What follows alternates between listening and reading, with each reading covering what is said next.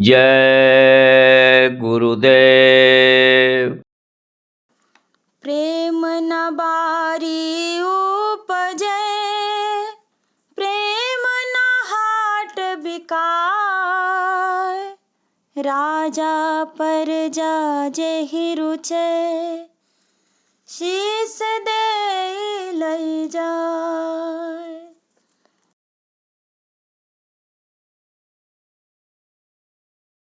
मत बुरे कर्म कर बंदे, वरना पछताएगा।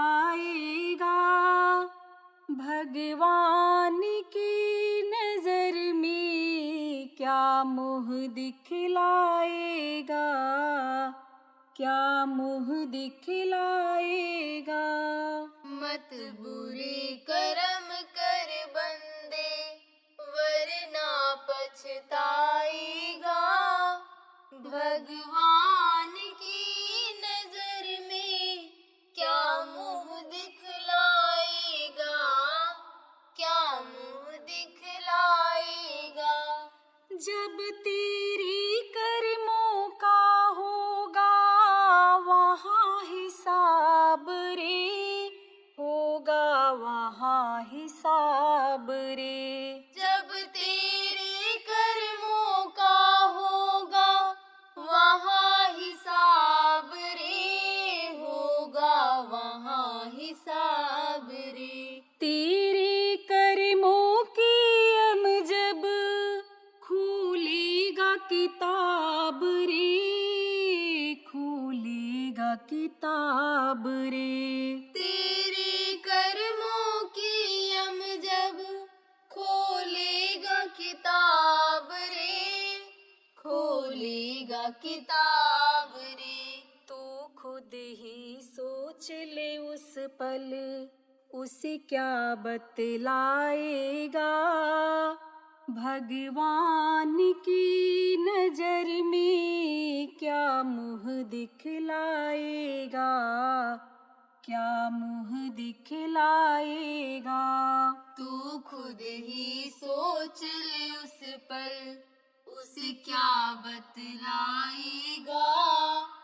भगवान की नजर में क्या मुँह दिखलाएगा, क्या मुँह दिखलाएगा। नहीं कोई किसी का साथी पगले संसार में, पगले संसार में। नहीं कोई किसी का साथी पगले संसार में, पगले संसार में। क्यों फंसा हुआ है जग के इस झूठे व्यवहार में, झूठे व्यवहार में। क्यों फंसा हुआ है जग के इस झूठे व्यवहार में, झूठे व्यवहार में। यूं आँखें मूंद के कब तक तू समय गवाएगा। भगवान की नजर में क्या मुँह दिखलाएगा, क्या मुँह दिखलाएगा। यूं आँखें मूंद के कब तक तू समय गवाएगा। भगवान की नजर में क्या मुँह दिखलाएगा, क्या मुँह दिखलाएगा। तेरी ये कंचन काया एक दिन जल जाएगी, एक दिन जल जाएगी। तेरी ये कंचन काया एक दिन जल जाएगी, एक दिन जल जाएगी। यह दौलत और यह शोहरत तेरे काम न आएगी, तेरे काम न आएगी। यह दौलत और यह शोहरत तेरे काम न आएगी, तेरे काम न आएगी। तेरे कर्मों का लेखा ही तेरे साथ जाएगा। भगवान की नजर में क्या मुँह दिखलाएगा, क्या मुँह दिखलाएगा। तेरे कर्मों का लेखा ही तेरे साथ जाएगा। भगवान की नजर में क्या मुँह दिखलाएगा, क्या मुँह दिखलाएगा। सत्संग की बहती गंगा तू इसमें लगा ले गोता, तू इसमें लगा ले गोता। सत्संग की बहती गंगा तू इसमें लगा ले गोता, तू इसमें लगा ले गोता। वरना संसार से जाएगा एक दिन रोता, जाएगा एक दिन रोता। वरना संसार से जाएगा एक दिन रोता, जाएगा एक दिन रोता। जय गुरुदेव नाम ही आखिर तेरा साथ निभाएगा। भगवान की नजर में क्या मुँह दिखलाएगा, क्या मुँह दिखलाएगा। जय गुरुदेव नाम ही आखिर तेरा साथ निभाएगा। भगवान की नजर में क्या मुँह दिखलाएगा, क्या मुँह दिखलाएगा। मत बुरे कर्म कर बंदे वरना पछताएगा। भगवान की नजर में क्या मुँह दिखलाएगा, क्या मुँह दिखलाएगा। मत बुरे कर्म कर बंदे वरना पछताएगा। भगवान की नजर में क्या मुँह दिखलाएगा, क्या मुँह दिखलाएगा। जय गुरुदेव, जय गुरुदेव।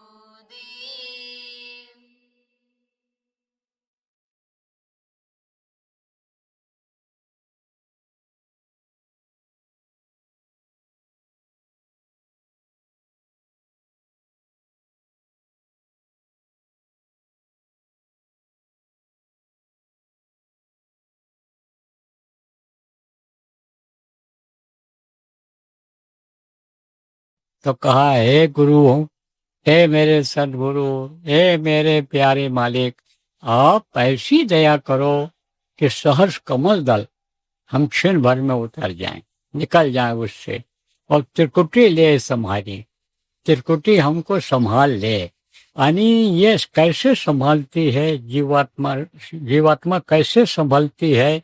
जीवात्मा को शब्द खींचता है, और ये शब्द जितना ही आगे बढ़ोगे उतना ही ताकतवर होता चला जाएगा, उतनी ही शक्ति बढ़ती चली जाएगी। जैसे चुंबक की शक्ति होती है, कम पावर का चुंबक होता है, पतली सुई को खींचता है, मोटा पावर का जो होता है, ज्यादा पावर का जो चुंबक होता है, मोटी मोटी सरिया को, मोटे लोहे को खींच लेता है, तो पावर बढ़ता चला जाता है। तो कहा त्रिकुटी ले संभाली। वो त्रिकुटी में पहुंचते पावर बढ़ जाता है, तो कहा वो हम तो संभाल ले। और फिर उसके बाद जब आगे जाएगी तब आप पे समझो निर्खय रूप हंस वह अपने मानसरोवर एक है, वहां पर तालाब है, बहुत बड़ा है, अमृत से समझ लो भरा हुआ एक तरह से। देखो प्रेमी, कहीं कहीं पर जो है गर्म पानी निकलता है, गर्म पानी का कुंड होता है, गर्म पानी निकलता रहता है। कहीं कहीं पर ठंडा पानी, इधर आप चले जाओ नेपाल में देखो, आ यानी यानी समझो कि जमीन फाड़ करके इससे पानी अपने आप निकला करता है, कोई बोरिंग नहीं, कुछ नहीं, निकला कर। ऐसे गर्म पानी का सोता मिल जाता है नीचे से, और गर्म पानी निकलता है, तो उसमें जो है लोग नहाते हैं, उस पानी से नहाते हैं। तो उस नहाने से क्या होता है, नहाने से ये जो धमौरी हो जाती है, ये जो हल्का फुल्का चर्म रोग हो जाता है, उससे वो ठीक होता है। आप देखो वहाँ देहरादून में जाओ, उधर आप जाओ तो उधर एक नमकीन पानी निकलता है, उससे वो कहते हैं खारा होता है, ये इससे भी स्किन यानी समझो चमड़ी साफ हो जाती है। ऐसे ही प्रकृति ने सारे इंतजाम कर रखे हैं, दे दिया है। आप समझो बहुत जगहों पर हम लोग काफिले में गुरु महाराज के साथ जब गए थे 80 दिन के काफिले में, तो देखा था ऐसे स्थान कई जगह मिले, वहीं पर ठंडी के महीने में गर्म पानी में ही नहाया गया था।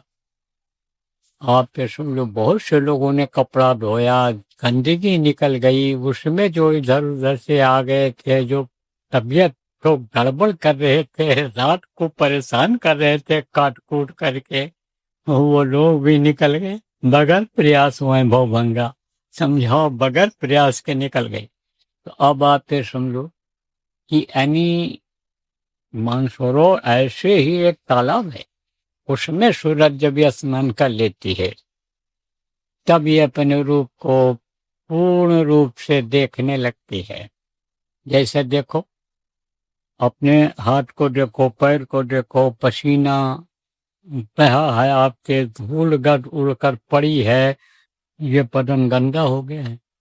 और जब नहाओ धोगे, साफ करोगे और निखार आएगा बदन में, और तब देखोगे, तब कहोगे ये हमारा रूप है।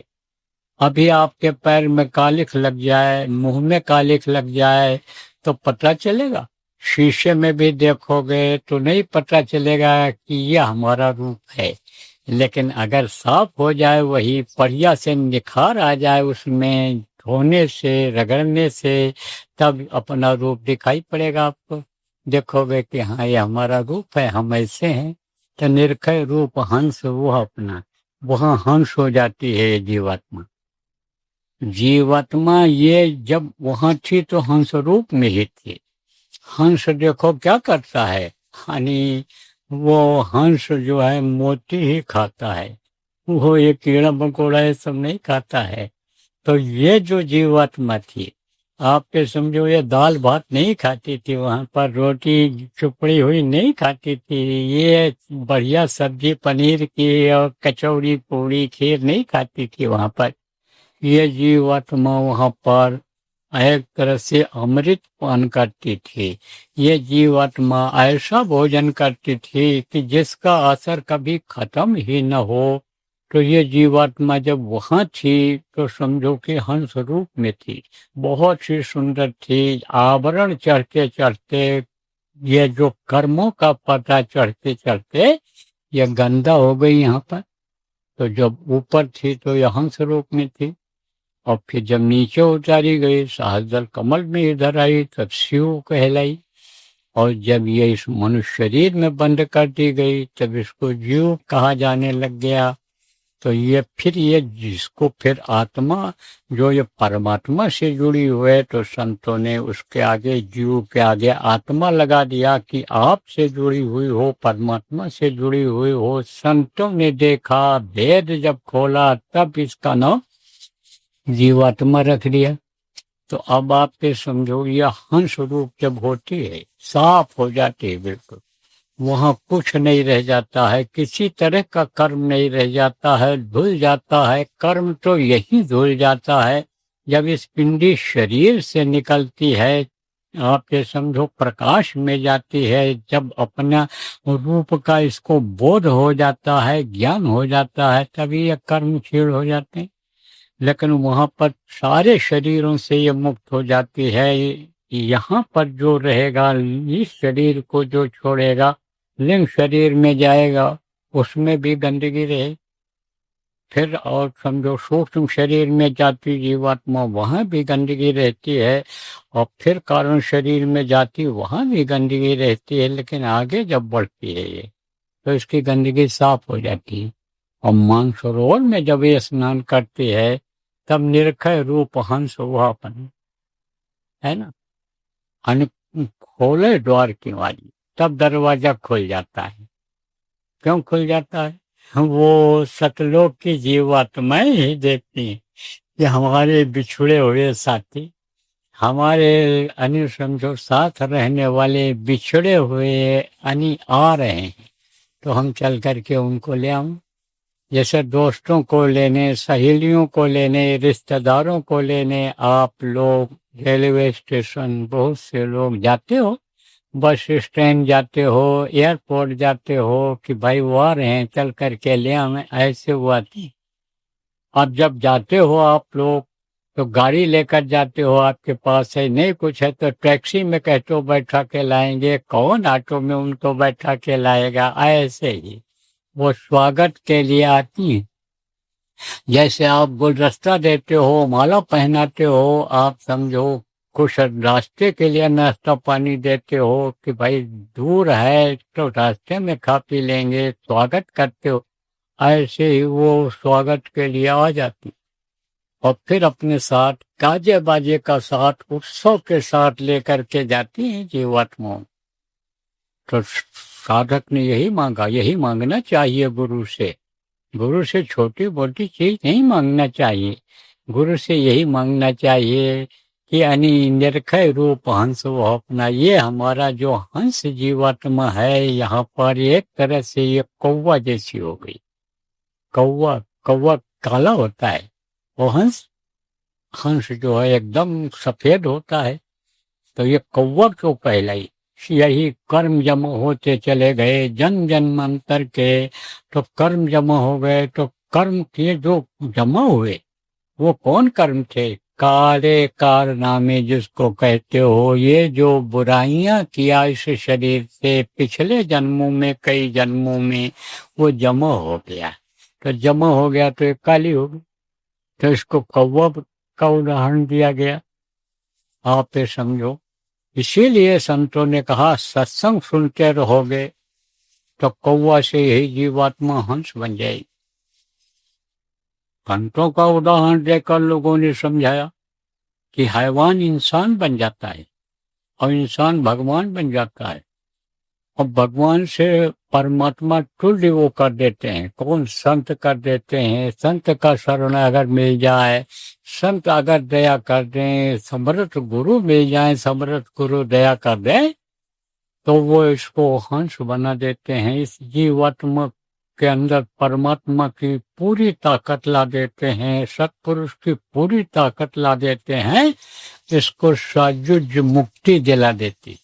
कहाँ? जब अपने घर पहुंचेगी तब मुक्ति मिलेगी, नहीं तो जन्म मरण की पीड़ा बर्दाश्त करनी पड़ेगी। लौट लौट 84 में आना पड़ेगा, लौट लौट करके नीचे स्थानों में आना पड़ेगा। तो जब वहां पहुंच जाती है सतलोक में, तो सालोकवासी हो जाती है, वहां रहती है तो सतपुरुष के लोक की वासी वो हो जाती है। और जब और नजदीक पहुंच जाती है, सामीप्य उनके नजदीक जब पहुंच जाती है, जैसे कोई आदमी अमेरिका से आया, बम्बई पहुंचा और दिल्ली उसको प्रधानमंत्री के पास, राष्ट्रपति के पास पहुंचना है, तब वहां पहुंच जाता है, तब फोन करता है भारत पहुंच गए हम, वहां पर अब हम वहीं रहकर पहुंच गए, नाश्ता कर रहे हैं, खा रहे हैं, रह रहे हैं वहां पर, अब हमको सवारी मिलेगी तब हम जाएंगे। तो अब आप ये समझो, फिर जब वहां पहुंच गए दिल्ली, मान लो राष्ट्रपति से मिलना है, राष्ट्रपति भवन के जब पहुंच गए तो उनके नजदीक पहुंच गए, तो कहते हैं स्वामी और फिर समझो कि यानी शाहरुख, शाहरुख किसको कहते हैं? कहीं कहीं का ये नियम होता है कि इस स्कूल के जो बच्चे हैं वो भी वही ड्रेस पहनेंगे, वही मास्टर पहनेंगे। कहीं कहीं कंपनियों में देखो, जो मेट और मुंशी हैं और जो उनके इंजीनियर हैं और जो लेबर काम करने वाले हैं, वो सब एक ही ड्रेस पहनते हैं। मालिक भी कभी कभी वही ड्रेस पहन करके उनके बीच में आ जाता है। तो ऐसे ही यानी समझो वो साधुक हो जाते हैं, उनके जैसे ही हो जाते हैं।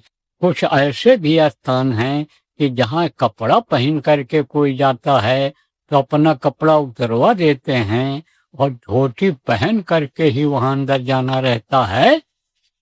ऐसे विदेशों में इस्लाम धर्म में भी है। कहाँ? आबू धाबी में एक बहुत अच्छी मस्जिद बना रखा हूँ, लेकिन उसके अंदर अगर वहां जाना है तो पैजामा पैंट पहन करके ही जाना है, धोती पहन कर कोई नहीं जा सकता। ऐसा नियम बना दिया है उन्होंने, समझा। वो ये चाहते हैं कि हिंदू इसमें न प्रवेश करें। कुछ ऐसे स्थान हैं कि जहाँ पर लोग कहते हैं इसमें इस्लाम धर्म के लोग नहीं जा सकते, इस मंदिर में तो अलग अलग नियम बना रखा है लोगों।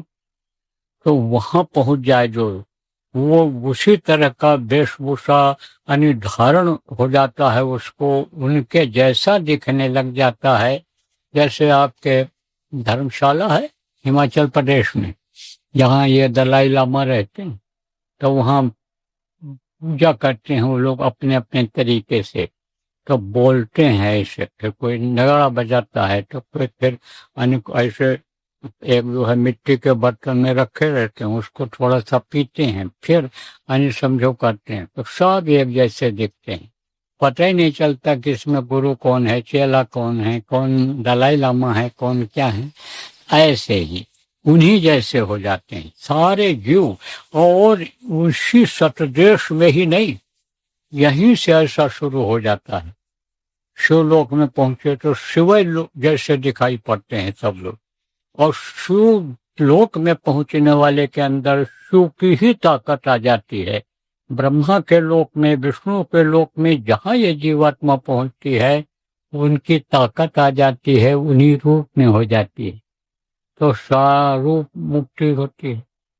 और साजुज्य मुक्ति, साजुज्य मुक्ति किसको कहते हैं?